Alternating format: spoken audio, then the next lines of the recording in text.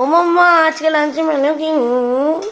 আজকে লাঞ্চের মেনু এই যে এখানে গরম গরম ভাত হচ্ছে, হয়েই এসছে, আর 2-3 মিনিটে নেমে যাবে। তার সাথে এখানে হলো চিংড়ি মাছ দিয়ে পটলের দই রসা। এটা খেতে দারুণ হয়, আর আজকেও দারুণ হয়েছে। আমি তো নুন টেস্ট করেছি। আর এটাও 2-3 মিনিটের মধ্যে নামিয়ে দেবো, আর একটুখানি ঝোলটা একটু ঘন হবে, ব্যাস তাহলেই নামিয়ে দেবো।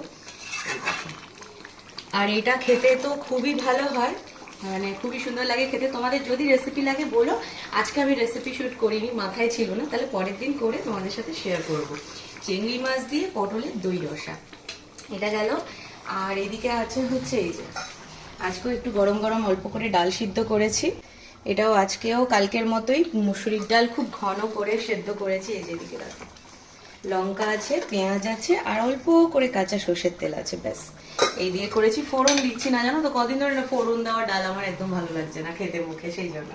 এখানে পেঁয়াজ লঙ্কা কেটে রাখা আছে, আর হচ্ছে উচ্ছে ভাজা, কুড়মুড়ে করে উচ্ছে ভাজা। এটা খেতে বেশি তিতকুটে লাগে না, তাই বাবা ছেলে দুজনে ভালোই খায়। এই গেল। আর হচ্ছে আজকে শো স্টপার, এটা হলো পমফ্রেট মাছের তাওয়া তন্দুরি। এটা রেসিপিটা যদি তোমরা চাও আমাকে কমেন্ট করো, আমি তাহলে সন্ধ্যাবেলা তোমাদের সাথে শেয়ার করে দেবো, কারণ তোমরা জিজ্ঞেস করবে অবভিয়াসলি।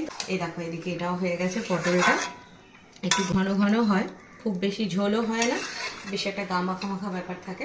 তো এই হলো আজকে আমাদের লাঞ্চের মেনু। তোমাদের লাঞ্চের মেনুকে অবশ্যই কমেন্ট করে জানিও। চলো টাটা।